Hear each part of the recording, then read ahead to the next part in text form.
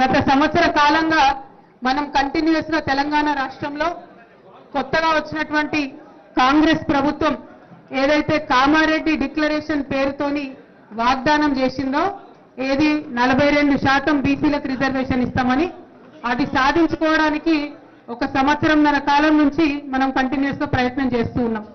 అందులో భాగంగా అనేక రౌండ్ టేబుల్ సమావేశాలు పెట్టడం, డెడికేటెడ్ బీసీ కమిషన్ ఏర్పాటు చేయడం కోసం కొట్లాడడం, డెడికేటెడ్ బీసీ కమిషన్ ఏర్పాటైన తర్వాత వాళ్లకు రిపోర్ట్ ఇచ్చి మరి బీసీల స్థితిగతులు ఎట్లున్నాయి, బీసీలకు రిజర్వేషన్లు ఎందుకు పెంచాలి అనేటటువంటి అంశాల మీద మాట్లాడడం, ఆ తర్వాత ప్రభుత్వ పెద్దలు మరి నిర్లక్ష్యం వహిస్తున్నారు, కులగణన జరిగినప్పుడు సరిగ్గా పద్ధతులు పాటించలేదంటే కులగణన దాని లోపల జరిగినటువంటి లోపాలను అవన్నీ ఎండగట్టడం, ఆ తర్వాత కులగణను పెంపొందించడం కోసం కూడా ప్రయత్నం చేయడం, దానివల్ల ప్రభుత్వం కూడా ఇంకొక 15 రోజులు మరి గడువు పెంచడం జరిగింది.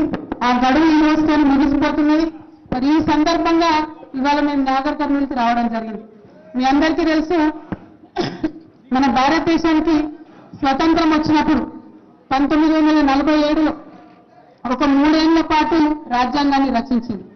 ఆ రాజ్యాంగం రచించేటప్పుడు మరి మన దేశంలో ఏ ఏ కులాలు ఏ ఏ వర్గాలు కింద స్థాయిలో ఉన్నాయో, పేదరికంలో ఉన్నాయో, మరి సమాజంలో ఉన్నతమైన స్థానానికి ఆ కులాలు ఆ వర్గాలు పైకి రావాలంటే ప్రభుత్వం నుంచి రావాల్సినటువంటి కార్యక్రమాలు, రాజ్యాంగబద్ధంగా వారికి ఉండాల్సినటువంటి రక్షణలు అన్ని కూడా మనము రాజ్యాంగంలో పెట్టుకున్నాం. దానికి బెస్ట్ ఉదాహరణ ఏంటిది?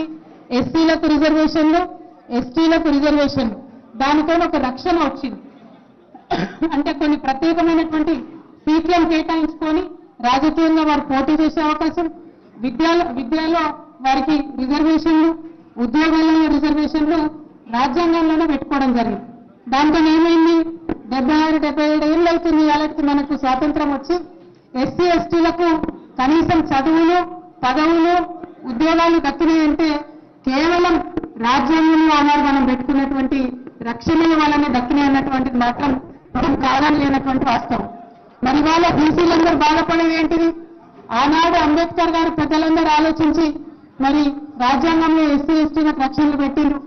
ఆనాడే బీసీలకు మా ఆడబిడ్డలకు కూడా రక్షణ కల్పించినట్టయితే ఈ 77 ఏళ్లలో మా ప్రాతినిధ్యం ఇంత తక్కువ ఉండేది కాదు కదా అనేటటువంటి ఒక బాధ ఉన్నది.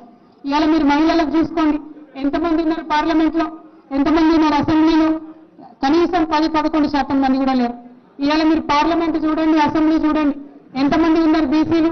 చూసుకుంటే జనాభా ప్రాతిపదికన ఏమాత్రం కూడా సరిపోయినటువంటి రేషియోలో మరి బీసీలు ఉన్నారు.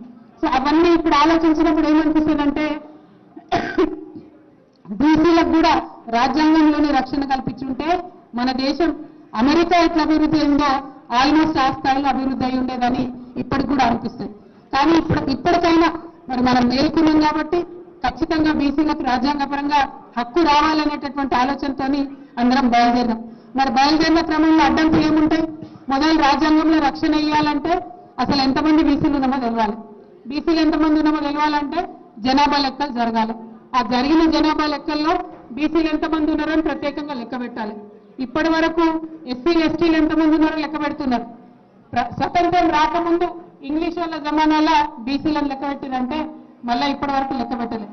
సో ఇవాళ ఈ రౌండ్ టేబుల్ నాగర్ కర్నూలు నుంచి మన అంతిమ లక్ష్యమైనటువంటి బీసీల సాధికారిత దేశవ్యాప్తంగా సాధించాలంటే వచ్చేటటువంటి జనగణనలో ఏదైతే దేశవ్యాప్తంగా జనగణన జరుగుతుందో ఆ జనగణనలో బీసీ కులగణన కూడా జరగాలని చెప్పి ఈ నాగర్ కర్నూలు నుంచి తీర్మానం చేయవలసిందిగా నేను మీ అందరినీ కోరుతాను. అది అంతిమ లక్ష్యం. దేశవ్యాప్తంగా అందరం బాగుండాలి. ఇవాళ రాష్ట్రంలో మరి మనందరి ప్రజాస్వామ్యవాదుల ఒత్తిడితోని కులగణన జరిగింది. అది డెఫినెట్ గా తప్పుల తడకగా ఉంది. ఎందుకు చెప్పినామంటే అంతకుముందు కేసీఆర్ గారు చేసినటువంటి జనాభా ప్రకారం 52% బీసీలు ఉండే. కానీ ఇవాళ కాంగ్రెస్ ప్రభుత్వం వచ్చి కులగణన అంటూ చేస్తే 46% బీసీలు పడిపోయింది. అంటే 6% తేడా ఎట్లొచ్చింది? ఎట్లా బీసీల జనాభా తగ్గుతుంది, ఎట్లా ఓసీల జనాభా పెరుగుతుంది అని కూడా మనం ప్రశ్నించడం జరిగింది. ఆ తర్వాత ఒత్తిడి తట్టుకోలేక ఏం చేసిండ్రు? మళ్ళీ కులగణన 15 రోజులు అని చెప్పింది.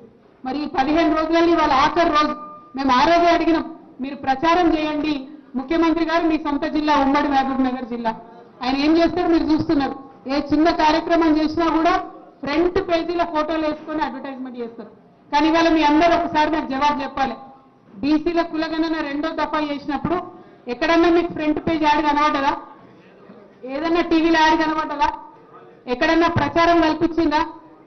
ఇక చూడండి ఇప్పుడు ఏం చేస్తారంటే, మేము ఇదే 15 రోజుల ముందు చెప్పినాం, మీరు డెఫినెట్ గా కులగణన మిగిలిన వాళ్ళ కోసం కూడా చేయాలి, ప్రచారం కల్పించాలని కూడా డిమాండ్ చేసినాం.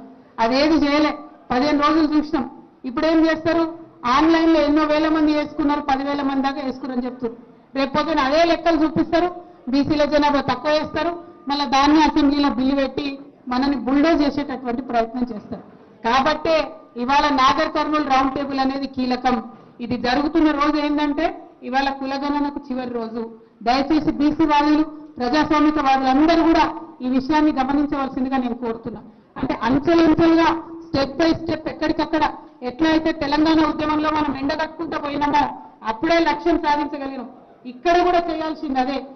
ఏముంది కులగన్న అవుతుంది కదా, నాకేంది అని ఇడిచిపెట్టొద్దు దయచేసి. మనం సంఘాలు కులాల పేరుతో పెట్టుకునేది ఎందుకంటే కులాలకు మన వల్ల సాయం కావాలని. ఇవాళ చాలా పెద్ద విప్లవాత్మకమైనటువంటి ప్రయత్నం జరుగుతుంది రాష్ట్రంలో. మరి దాంట్లో మన భాగస్వామ్యం ఉండాలి కదా.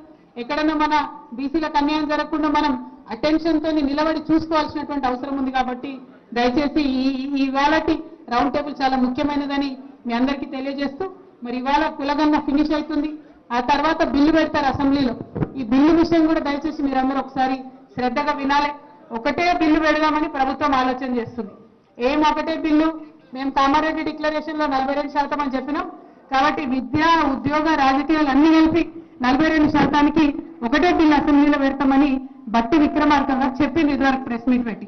ఆ తర్వాత తెలంగాణ జాగృతి నుండి నేను ఒక మాట చెప్పిన, ఏమని, మీరు ఒకటే బిల్లు పెడితే ఎవరన్నా కోర్టుకు పోతే మొత్తానికి మొత్తం అన్ని అవకాశాలు పోతాయి. దాని బదులు మీరు 3 బిల్లులు పెట్టండి. ఒకటి విద్యకు సపరేట్ గా పెట్టండి, దానిలో 46% ఇవ్వండి. మీరు చెప్పిన తప్పు లెక్క కాకి లెక్క అయినా 46% బీసీలు అని చెప్తారు. సో 46%తోని ఒకటి విద్య కోసం బిల్లు పెట్టండి, 46%తోని ఒకటి ఉద్యోగాల కోసం బిల్లు పెట్టండి, 46% ఒకటి రాజకీయాల కోసం బిల్లు పెట్టండి అని చెప్పి నేను ఈ 3 బిల్లులు రావాలని చెప్పి ప్రతిపాదన చేసిన. దాని మీద కూడా దయచేసి ఇప్పుడు మీరు మాట్లాడేటప్పుడు మీరందరూ కూడా మీ ఒపీనియన్ చెప్పాలి. ఎందుకంటే బీసీ బిల్లు అనగానే ఎవరో ఒకరాడ కోర్టుకేసుకొని రెడీగా ఉంటారు. ఇది మన అనుభవం, మనం చూసినాం 77 ఏళ్ల చరిత్రలో. మరి అది జరగకుండా ఉండాలంటే 3 బిల్లులు పెడితే దేనికి దానికి ఇండిపెండెంట్ గా పాస్ అయితే, విద్యలో 46% అవకాశాలు వస్తే, ఇంజనీరింగ్ మెడికల్ కాలేజీలలో 46% బీసీ బిడ్డలకు అవకాశం వస్తే మనకు మంచిదే కదా. ఉద్యోగాలలో, ప్రభుత్వ ఉద్యోగాలలో 46% బీసీలకు వస్తే మంచిదే కదా. రాజకీయాలలో 46% బీసీలకు వస్తే చాలా మంచిది. కానీ ఎవరైనా రాజకీయాల కోసం కోర్టుకు పోతే విద్య, ఉద్యోగం ఆగిపోవద్దు అనేది ఒక తల్లిగా నా ఆలోచన. అందుకోసమే నేను కోరుతా ఉన్నాను, 3 బిల్లులు పెట్టాలి, ఒకటి కాదు. ఒకటి విద్య కోసం పెట్టాలి, ఒకటి ఉద్యోగం కోసం పెట్టాలి, 3వది రాజకీయం కోసం పెట్టాలి.